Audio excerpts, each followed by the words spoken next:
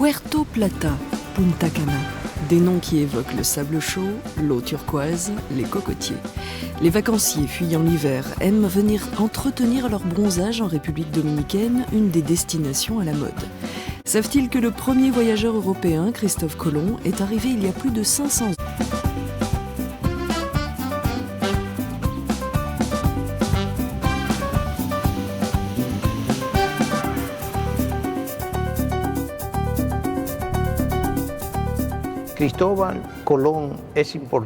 Christophe Colomb est important pour toute l'humanité. Quand il est arrivé le 12 octobre 1492 sur la terre américaine. Puis, il a foulé de ses pieds un 5 décembre 1492 l'île de Saint-Domingue.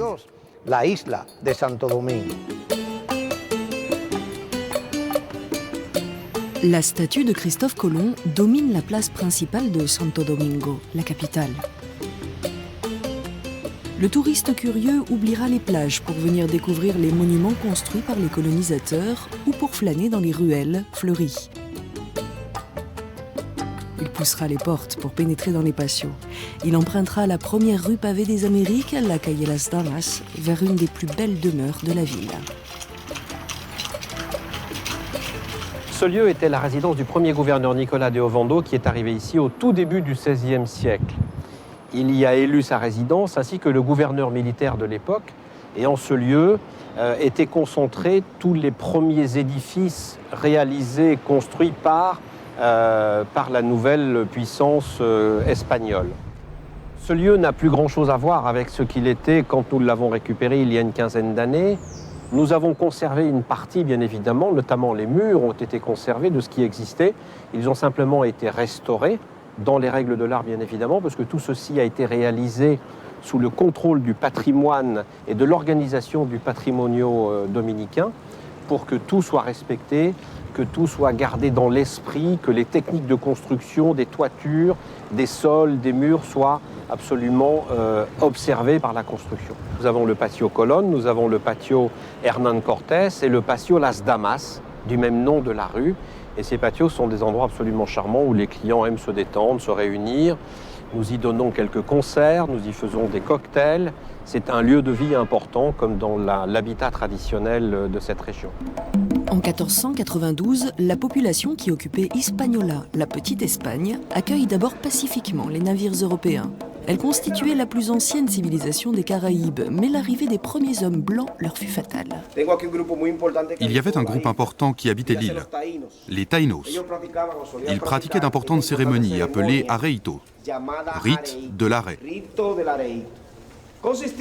Cela consistait à mettre des pierres appelées monolithes, les unes derrière les autres, pour limiter ce terrain qu'ils appelaient Bate d'Aps. Ils dansaient, chantaient, tous participaient, hommes et femmes, enfants. Les femmes étaient chargées d'apporter la nourriture et de s'occuper des petits, de distribuer les boissons. À travers ces cérémonies, les Taínos remerciaient les dieux pour leur bonne récolte, pour le beau temps.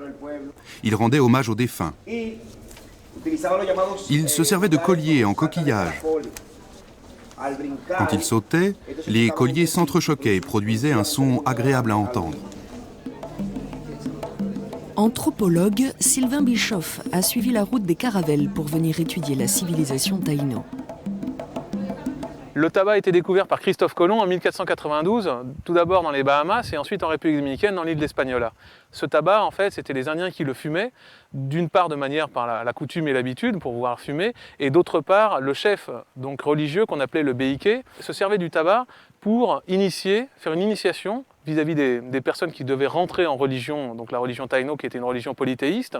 Et ce tabac, on s'en servait avec une poudre de telle sorte à faire des inhalations, de telle sorte à ce que la nicotine naturelle du tabac puisse rendre la personne, enfin la mettre en transe et qu'elle puisse entrer avec le monde invisible et surnaturel des dieux taïnos qu'on appelait les émis. Les taïnos avaient à peu près un état fédéré, un peu comme la Grèce antique. Ils cultivaient tout ce qu'on appelle les légumes autochtones qui sont le niamé, l'igname, qui sont la yucca, donc le manioc, qui sont la majorité des fruits tropicaux. Ils cultivaient également les avocats, enfin ils cultivaient la totalité des produits propres à ici, le cassabé qui vient du manioc également, et ils le gardaient de telle sorte à pouvoir nourrir la population. Les Espagnols découvrant ces plantes inconnues en Europe ont utilisé les noms taïnos en les modifiant. Comme par exemple Cohiba, qui veut dire en fait le tabac, le cigare, Tabacu, qui était également taïno, qui veut dire le tabac, et beaucoup de mots qu'on a gardés par rapport aux phénomènes naturels, par exemple l'ouragan, huracan, par exemple la pirogue, piroga, par exemple le canoë, qui est un canoa. Tous ces mots, et bien d'autres, le caïman, caïman, tous ces mots et bien d'autres font partie directement de la terminologie taïno.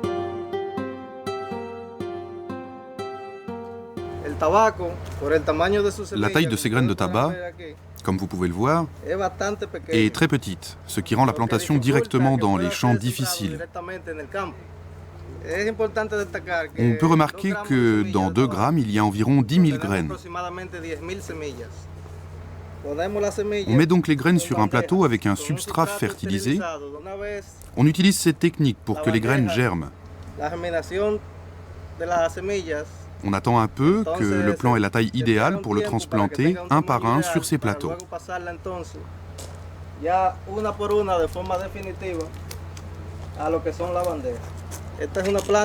Ce sont des plants qui ont environ 30 jours. On peut les transporter dans le champ afin de les repiquer.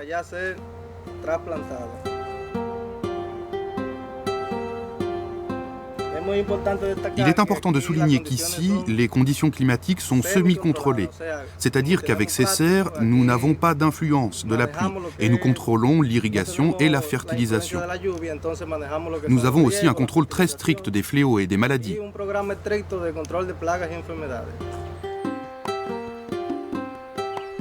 À maturité, les feuilles sont récoltées, puis mises à sécher avant de rejoindre la fabrique.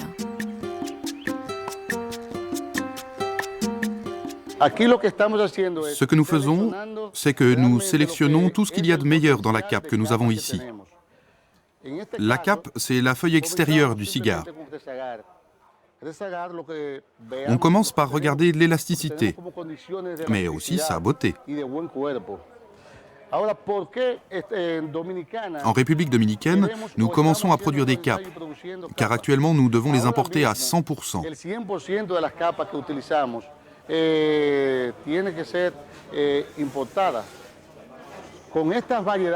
Avec cette variété de tabac que nous sommes en train de développer, c'est sûr que nous avons toutes les capes dont nous avons besoin pour la capacité de production de cette manufacture de tabac. Et par la suite, nous pourrons en exporter comme nous le faisons pour la tripe. La tripe, c'est l'intérieur du cigare. Actuellement, produire un cigare nous coûte je ne sais combien de dollars. Mais 80% de sa valeur est dans la cape, qui est donc la plus belle partie du cigare.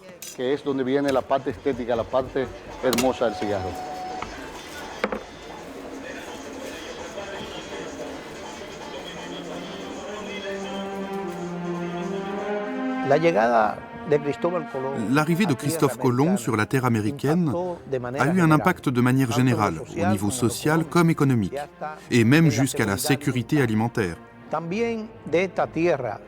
Ils ont pu ramener jusqu'au vieux continent des produits importants qui font partie de la consommation massive de ses habitants, comme par exemple la pomme de terre, le maïs, le manioc, la patate douce et le mapou, et de nombreuses tubercules qui poussent dans cette terre et qui font encore partie des nombreux aliments de base. La République dominicaine n'est pas que plage. Au centre de l'île, le Pico Duarte se hisse à plus de 3000 mètres. Constanza, entourée de montagnes, est restée longtemps isolée. Son climat tempéré permet pourtant d'acclimater des légumes et des fleurs que nous cultivons dans nos jardins. La pomme de terre, originaire de la cordillère des Andes, du Pérou, a trouvé ici une terre d'accueil. Constanza a commencé à se développer du point de vue agricole dans les années 50, avec l'arrivée des émigrants espagnols, japonais et hongrois. À partir de là, tout a été positif. Et Constanza a été le garde-manger de la République dominicaine en légumes. Nous pouvons les planter toute l'année. Nous pouvons dire que nous avons une température moyenne de près de 15 degrés. Nous avons en été 12 heures de lumière et en hiver 10. Cela nous permet de semer n'importe quel produit à n'importe quel moment de l'année.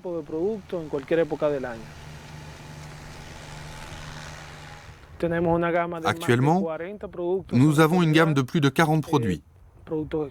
Produits exotiques, arbres fruitiers introduits par les Japonais et les Espagnols. À part ça, pour ce qui est des cultures mineures, nous avons du brocoli, des choux-fleurs, du chou, des fraises, de l'ail, des pommes de terre, de l'oignon, grâce aux conditions climatiques.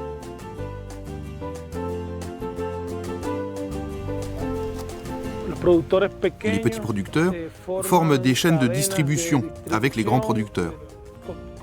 Actuellement, les 10 principales chaînes de supermarchés du pays sont fournies tous les jours en produits frais d'ici.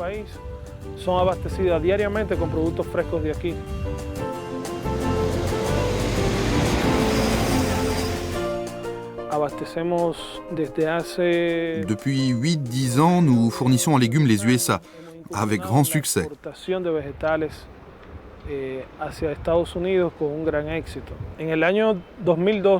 En 2002, à partir de ce moment, on a commencé la culture bio, certifiée par la BECO d'Allemagne. Actuellement, on l'exporte et on la consomme localement. Esteban Jiménez Olivares, d'origine espagnole, fut l'un des premiers à venir s'installer à Constanța. Ici, on cultive de tout. Des oignons, des pommes de terre, de tout.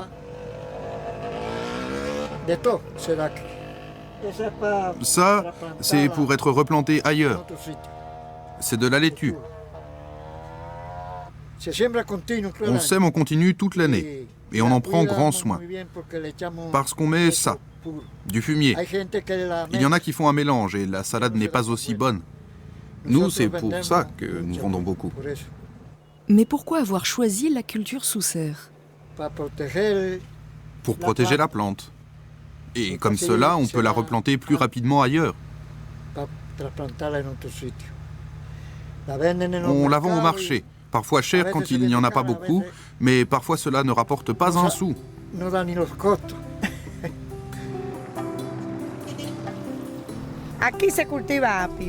Ici, on cultive du céleri. Là-bas, on avait mis des haricots et pour l'instant, il n'y a pas de culture. Je ne sais pas encore quoi. On a différents clients. On vend aux automobilistes qui vont en ville. Alors ils cueillent eux-mêmes et ils emportent. C'est comme cela qu'on cultive à Constanța. Au-dessus de Constanța, au détour d'un virage, des serres apparaissent. Des roses attendent d'être coupées et préparées pour l'expédition. Les conditions climatiques permettent de les faire pousser à côté des fleurs tropicales. Vous les retrouverez peut-être chez votre fleuriste après un périple de plusieurs milliers de kilomètres qui passe souvent par la Hollande. Ici, nous cultivons surtout des roses, des lys et des gerberas, des aromcala et d'autres feuillages comme l'eucalyptus, le romarin et le ruscus. Cette propriété compte environ 80 personnes qui travaillent tous les jours et une dizaine qui dépendent indirectement d'ici. Elle est située géographiquement ici pour le climat qu'on a. Pour nous, il est plus facile d'adapter la plante au climat que le climat à la plante.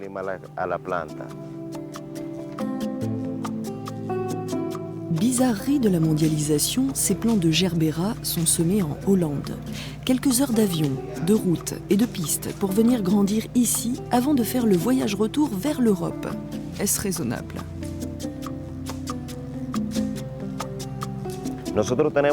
Nous avons semé là-bas sur 2 mètres, une combinaison de sol mélangé avec du compost de cocotier. Le sol fournit toute la nourriture, tous les minéraux que nous donne la nature. Avec le cocotier, sur la partie superficielle, nous apportons les fertilisants pour qu'il y ait plus d'espace et pour maintenir une humidité correcte au niveau des racines.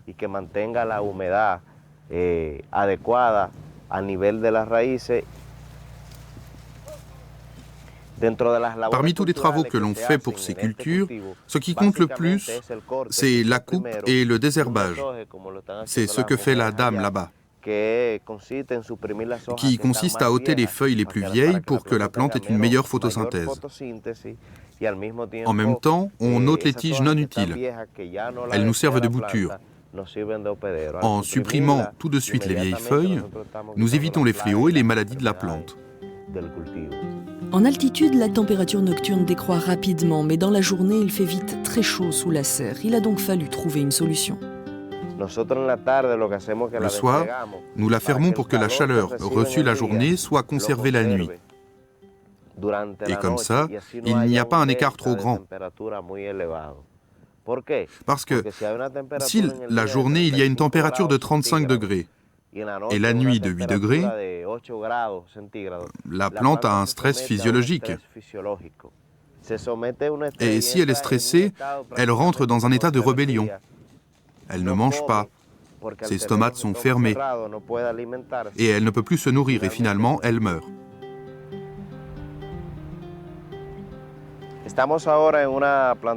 Nous sommes ici dans une plantation d'eucalyptus. Baby Blue, bébé bleu. C'est une variété spéciale pour la décoration. C'est que notre hiver, c'est celui-là. Il vient juste de commencer et nous avons actuellement à peu près une température de 22-23 degrés. Alors que l'hiver, en France ou dans n'importe quel autre pays d'Europe, il fait 0 et aucune plante de ce type ne peut tolérer des gelées. Pour nous, c'est très important, car nous pouvons le cultiver toute l'année.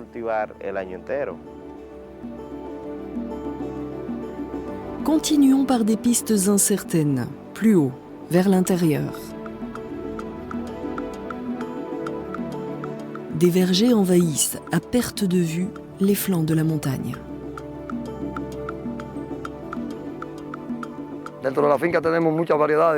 Dans la propriété, nous avons de nombreuses variétés.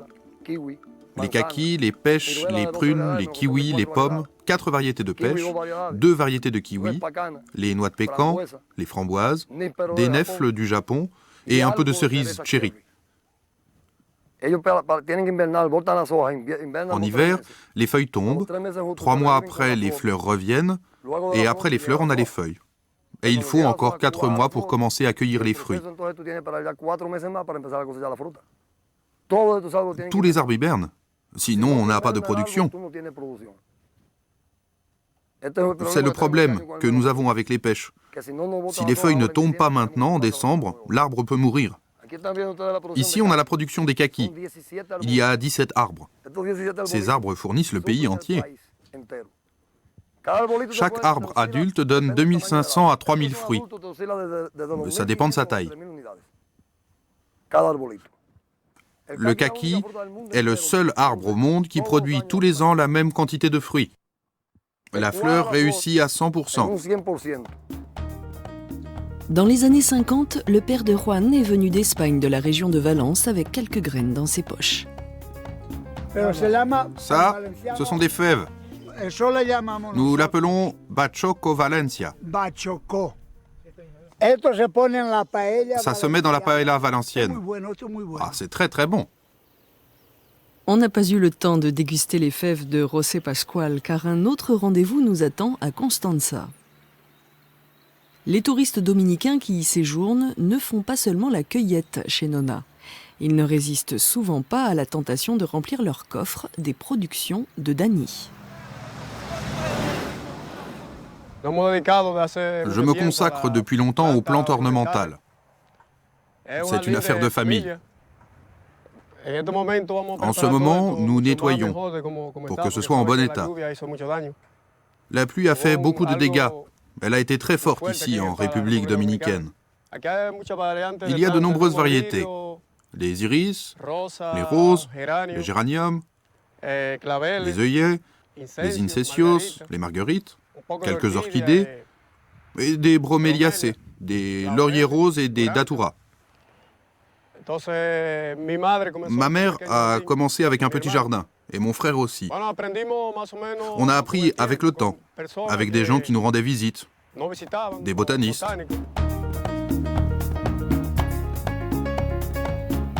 Sur la route de retour vers la capitale, les pépinières nous invitent à des arrêts fréquents. La tentation est forte de faire comme les dominicains, quelques achats. Arrivé dans la plaine centrale, l'autoroute est bordée sur des kilomètres par des orangers.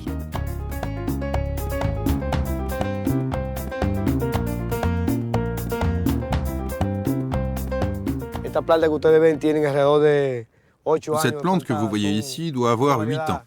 Et c'est une variété Valencia, semée dans une optique industrielle. Et d'ici, on envoie la récolte d'oranges à la fabrique.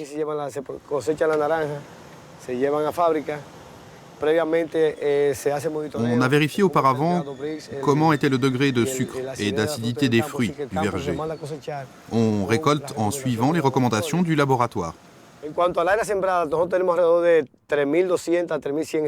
Nous avons environ 3200 hectares de plantations comprenant les pépinières, celles qui produisent et celles qui sont au stade de renouvellement.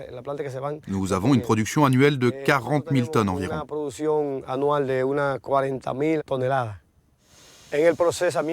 L'élaboration du jus se fait à la fabrique. Les oranges passent dans les pressoirs, puis on sépare la pulpe de l'essence, parce que c'est le concentré qui nous intéresse. On vend une partie de la pulpe aux éleveurs pour l'alimentation du bétail, surtout des bovins.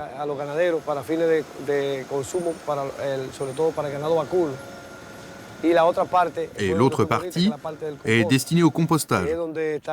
On l'emporte dans des cours où il est entreposé pour être ensuite transformé en engrais bio.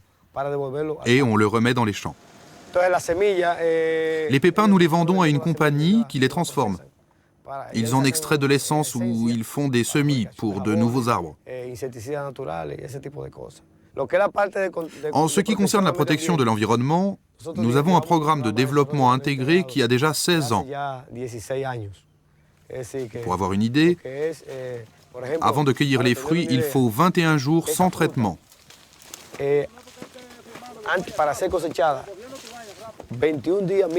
Comme ça, nous essayons de protéger autant la microfaune des maladies que le personnel qui travaille dans les vergers.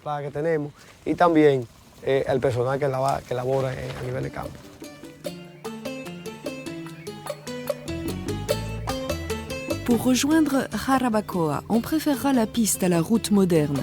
Les ornières et les trous secouent un peu, beaucoup, mais les paysages traversés méritent l'éventuel mal de dos.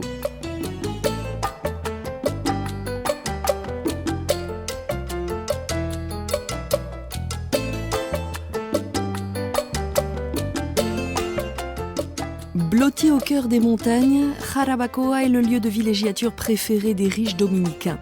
Ils viennent se ressourcer dans un climat tempéré et profiter des nombreux torrents et rivières.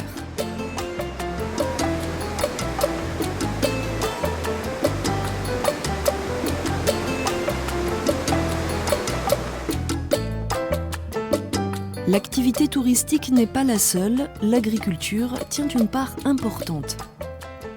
En 2002, le gouvernement a développé un projet ambitieux de culture sous serre. Le climat et l'altitude propices ont permis à Jarabacoa d'être l'un des sites retenus. Je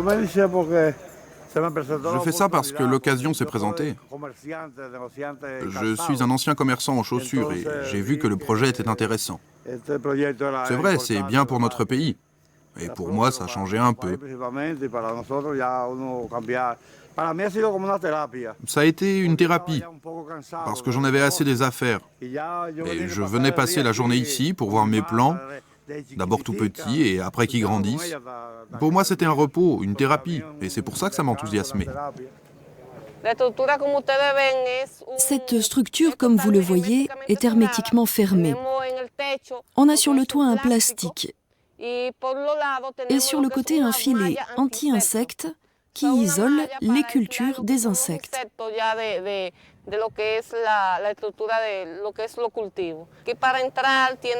Pour pouvoir entrer, vous vous êtes rendu compte que nous avons des mesures pour éviter que n'importe qui entre. Il faut au préalable se désinfecter les mains et les pieds, ne pas venir d'autres lieux de culture en plein champ ou d'une serre qui pourrait être contaminée. Tout ce qui entre ici, c'est nous qui l'apportons, car ici, c'est complètement fermé. Nous prenons ces mesures pour éviter la contamination des insectes et les maladies dans cette serre.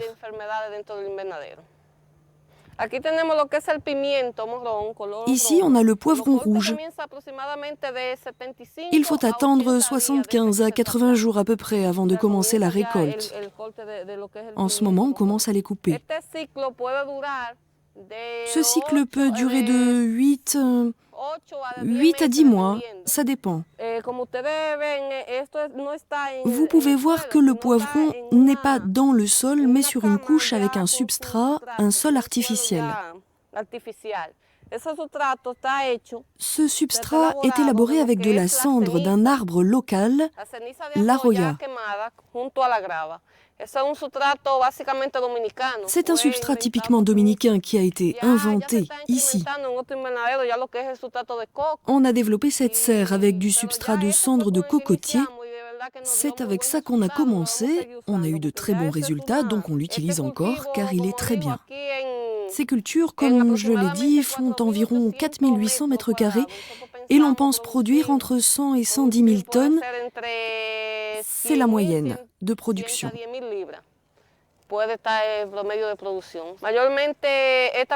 Cette production est en majorité destinée à l'exportation.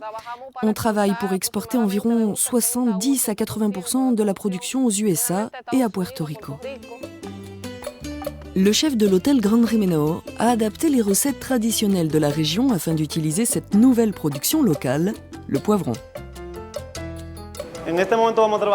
Nous allons maintenant travailler le mofongo de fruits de mer. C'est un plat typique de l'hôtel Grand Rimeno. On a la langouste et le poisson et c'est le plus important du plat. On le cuit à l'avance environ 2 minutes sur le feu. Maintenant, on va découper le poulpe pour le mettre dans la poêle.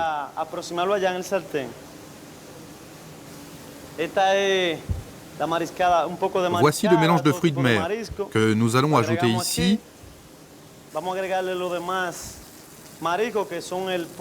Avec les poulpes, les crevettes et le mélange qui était là. Ça, c'est du poivre. Et ça, c'est un peu de beurre. Ensuite, le vin blanc. Ça, c'est la sauce mère qui va servir pour le plat. On en met 2 petites cuillerées. Et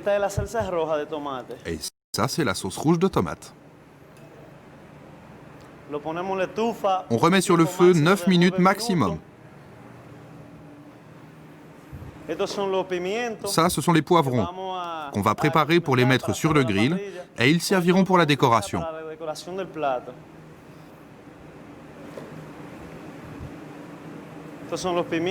On met les poivrons sur le grill 5 minutes à feu doux.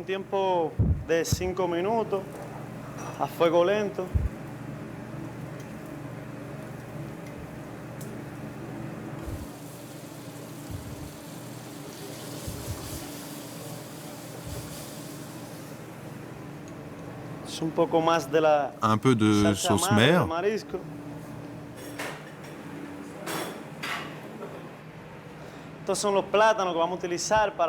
Voilà les bananes que nous allons utiliser. Elles ont frit 3 minutes.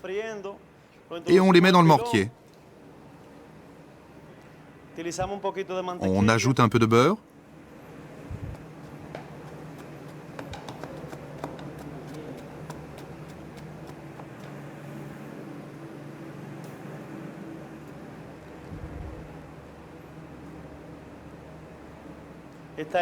Voilà la queue de langouste, les bananes plantains en purée et le poisson frit.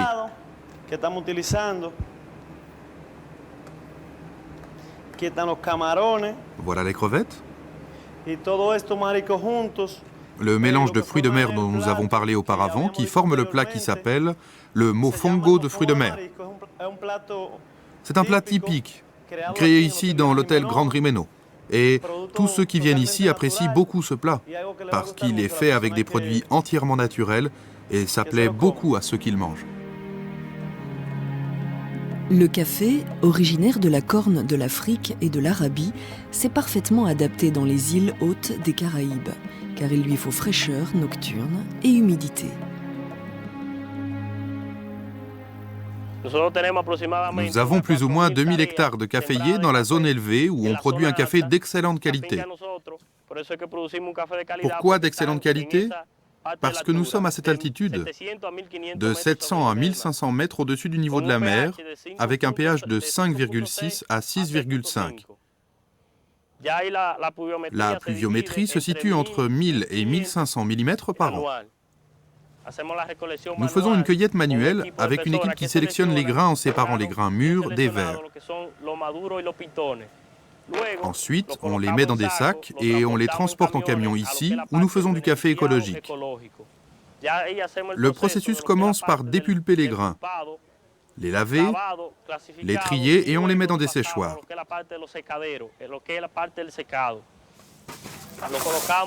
On les met sur des surfaces bien propres, dans des séchoirs ou des tunnels, où ils restent pendant une période de 6 à 7 jours pour perdre l'humidité et être secs. On les remue 15 à 16 fois par jour. Lorsque la bonne humidité est atteinte, entre 10 à 12%, on les décortique. On le fait dans un moulin ou guardiola, une machine réglée pour enlever la coque. On passe au tri d'abord par la dimension, puis le poids et enfin la couleur. Comme les machines ne sont pas parfaites, il reste des impuretés. Et on fait un tri manuel. On met le café dans des sacs de 60 kg. Ils sont prêts pour l'exportation ou la torréfaction.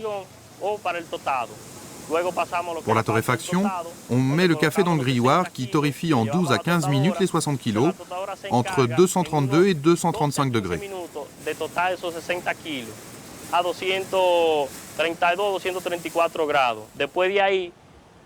Ensuite, on a une période de repos de 48 heures pour les refroidir un peu. Puis, les grains vont être moulus. Il y aura une nouvelle période de 46 à 48 heures pour l'acidification avant la mise en sachet. Nous sommes exportateurs de café vert et de café torréfié. Nous achetons 8 à 10 000 quintaux à d'autres producteurs et nous produisons nous-mêmes 15 à 20 000 quintaux. Nous sommes ici dans la zone des pépinières, où l'on sélectionne la semence. On la dépulpe dans une machine bien calibrée, on la sèche un peu et on lui enlève un peu d'humidité.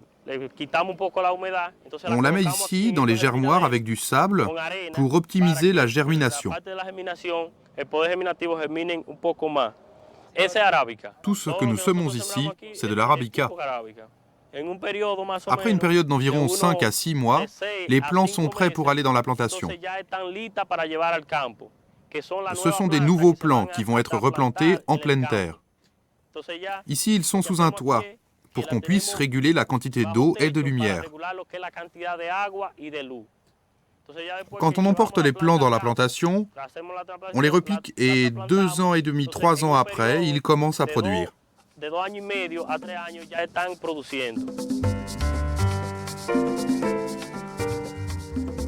La canne à sucre est arrivée dans les cales des navires espagnols dès le début du XVIe siècle. Cette plante préfère les terres basses car il lui faut chaleur et humidité. Tous les ans, l'herbe est coupée puis transformée en sucre et en rhum.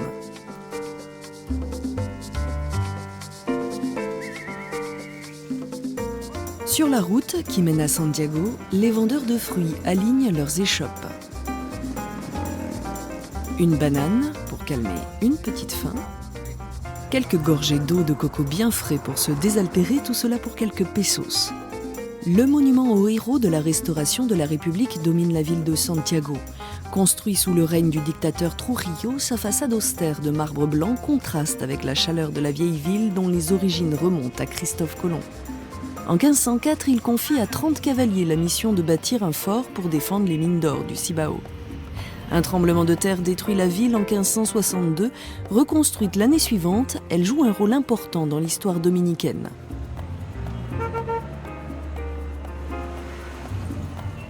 Petit Plus, c'est le berceau du merengue qui se danse au son du tambour, de l'accordéon et de la guira, un instrument en forme de rap.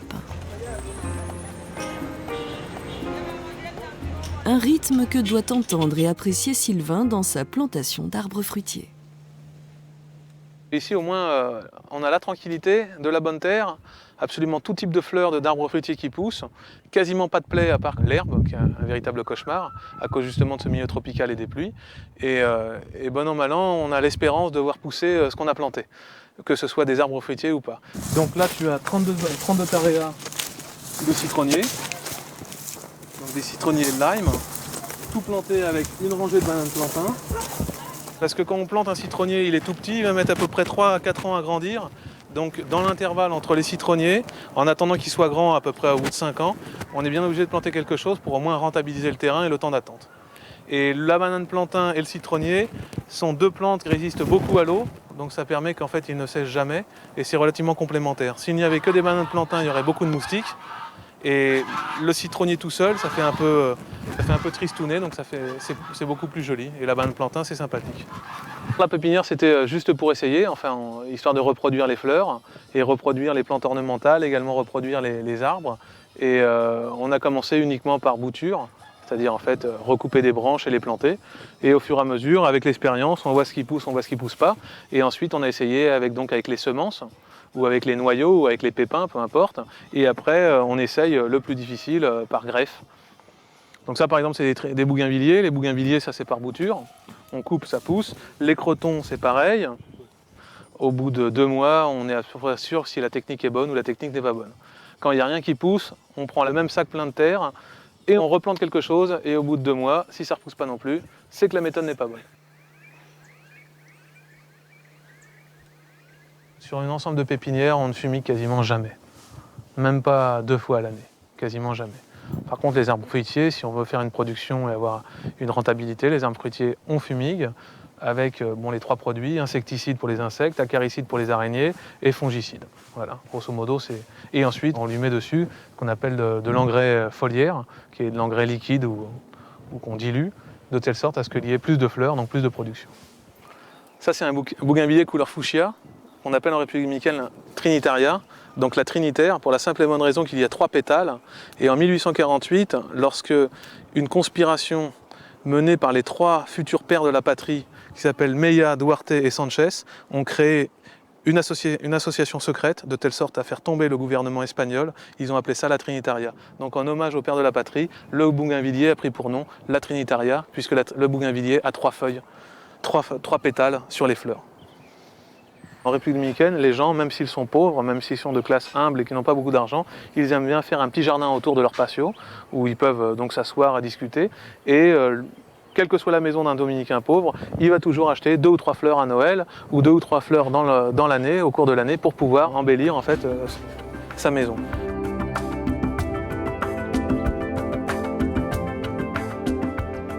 Une route bordée de cocotiers nous entraîne vers Puerto Plata, l'un des centres touristiques du pays.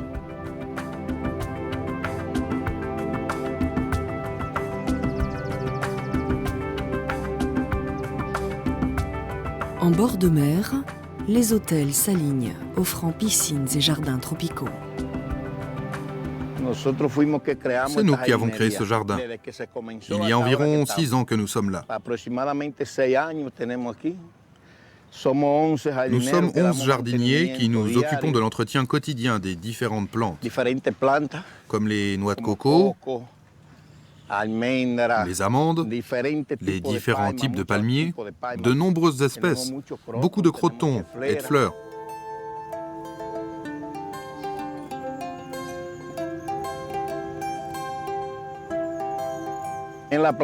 Avec les plantes, on a beaucoup de petits problèmes, mais on les résout facilement. Il y a la cochenille, beaucoup.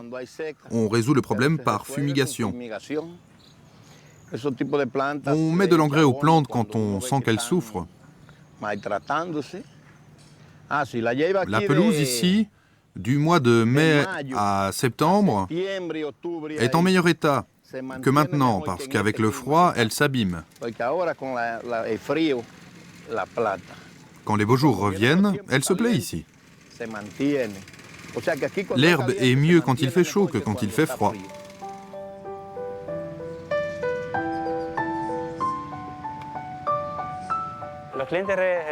Les gens viennent ici pour la plage, la piscine et pour utiliser tout ce qui est inclus. Ils vont en ville. Puerto Plata est une ville historique. Ils vont au parc central, ils prennent le téléphérique, ils vont au musée, à la forteresse Saint-Philippe et sur la promenade du bord de mer. La vue sur l'océan Atlantique depuis le jardin Isabella est magnifique. Les touristes s'y aventurent, mais ce sont surtout les Dominicains qui apprécient la montée en téléphérique et la promenade dans la forêt tropicale.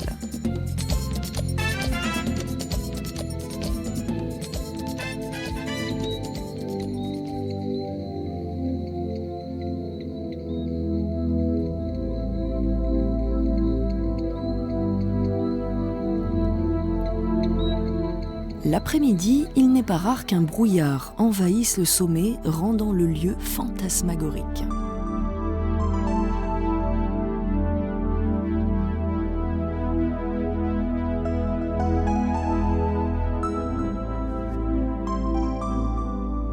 Deux routes relient Puerto Plata à Santiago. On préférera la route ancienne, dite touristique, pour avoir le plaisir de discuter avec le vendeur de fruits et d'orchidées.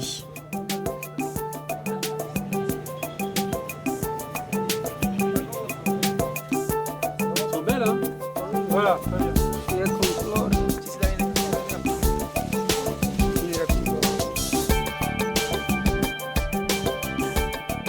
Carlos semble particulièrement apprécier la pulpe de coco bien frais.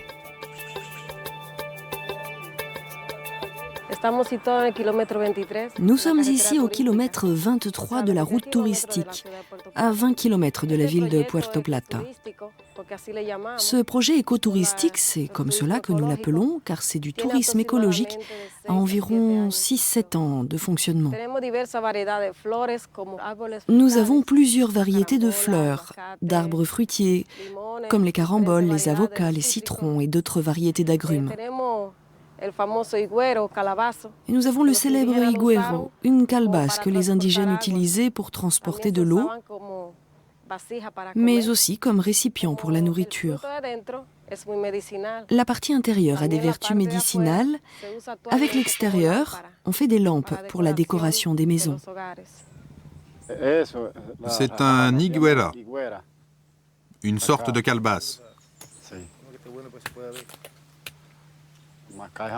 C'est du cacao. C'est amer. On peut le sucer. Quand il sèche, il donne le chocolat.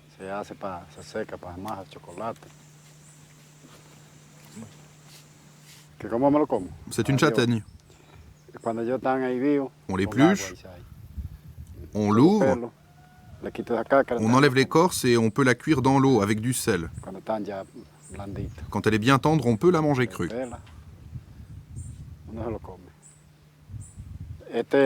Ça, c'est l'arbre à pain. Pain de massa, là-haut.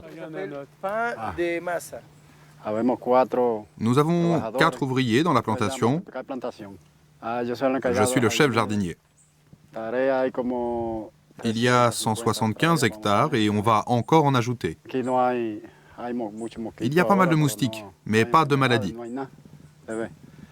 On nettoie les plantes, on les taille, on travaille et on les soigne bien. Les héliconias, on les replante à partir des plants. On les déterre,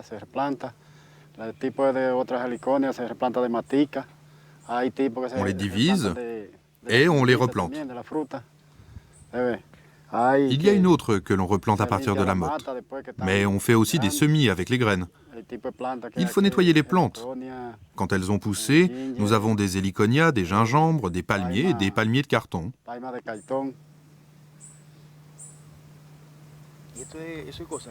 Cajuil. Cajuil, mierda. ¿Hay cajuil ahí? Sí, pero de eso no tiene.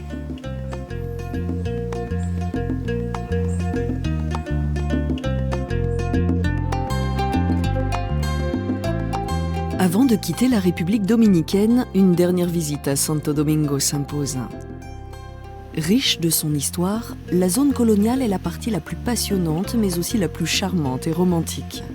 Les bâtiments centenaires permettent de prendre la mesure de l'importance d'Hispaniola dans l'histoire du Nouveau Monde.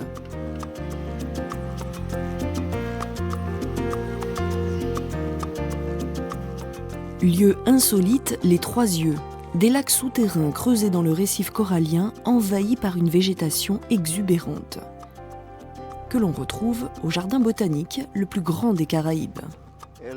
Ce jardin botanique a différentes zones. L'une d'entre elles est réservée aux plantes endémiques, c'est-à-dire qu'on ne trouve que dans l'île Hispaniola. Et ici, on peut voir par exemple celle qu'on appelle Canelilla. Plusieurs plantes ont le nom de Canelilla, mais ce sont des plantes aromatiques très utilisées dans nos communautés. En plus, nous avons ici, par exemple, celle qu'on appelle Canito, une espèce endémique exclusive, pratiquement en voie de disparition, celle que nous voyons là-bas. Nous avons aussi parmi les espèces endémiques des arbres utilisés pour leur bois, très importants pour la qualité de leur bois. Cette espèce est remarquable.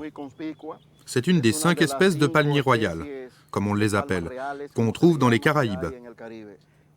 Cette espèce a de nombreux usages dans nos communautés, parce que les fruits servent à l'alimentation des porcs. On l'utilise en planches pour faire des maisons. Elle a aussi un usage médicinal et un usage cérémonial. C'est une des plantes qui a le plus d'usage en République dominicaine.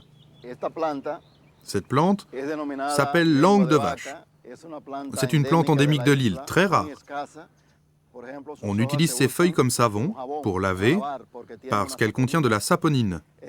Son nom, langue de vache, vient de la dimension et de la forme de ses feuilles. Le jardin botanique national est divisé en 12 ou 13 grandes zones.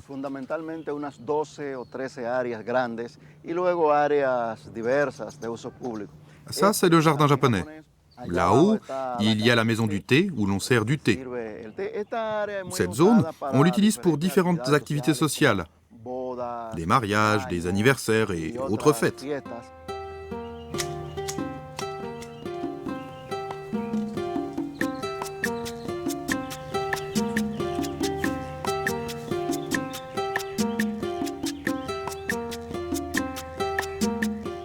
C'est ce qu'on pourrait appeler un poumon, et peut-être le premier poumon de la République dominicaine. Des étudiants nous rendent visite, aussi bien des écoles primaires, secondaires que des universités.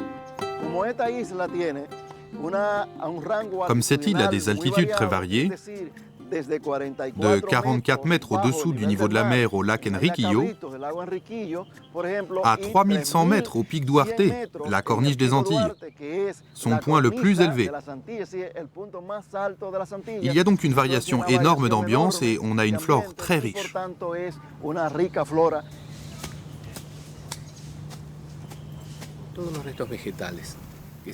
Les résidus produits par le jardin peuvent remplir 6 à 7 camions par jour. On les broie dans cette machine et ensuite on les mélange à ce résidu animal pour faire du compost.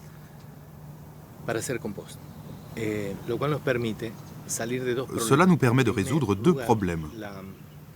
D'abord, la manipulation des résidus, car il y en a beaucoup, comme vous le voyez là-bas. Et ensuite, l'incorporation d'engrais dans le jardin botanique dont les sols ne sont pas très bons. Mais en combien de temps ce compost est-il utilisable? 2 mois, 3 mois au plus, parce qu'il pleut et il fait chaud. Ce sont les conditions idéales pour fabriquer du compost. Je sais que dans d'autres pays, au climat plus froid, cela prend plus de temps, parfois 1 an. Mais ici, disons, en 3 mois, pour être plus sûr, il est prêt. Et la quantité que nous produisons, c'est 100 mètres cubes par mois. C'est-à-dire que nous fabriquons environ 600 à 800 mètres cubes par an.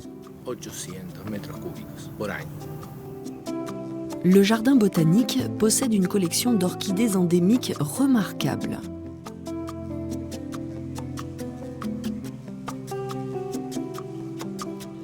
Vous pourrez même suivre le travail des jardiniers rempotant les jeunes plants.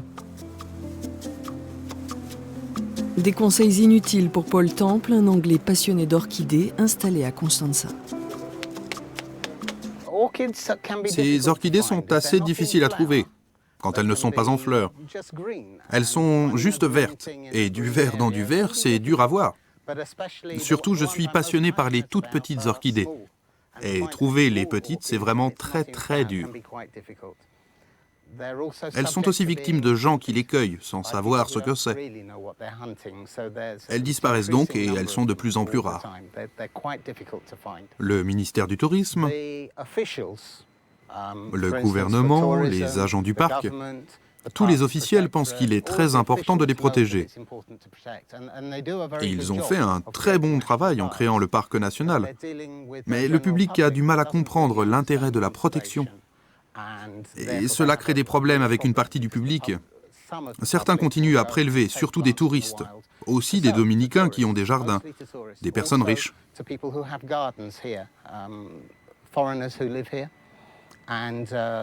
Ils ne comprennent pas que prendre des orchidées dans la nature peut créer des dommages.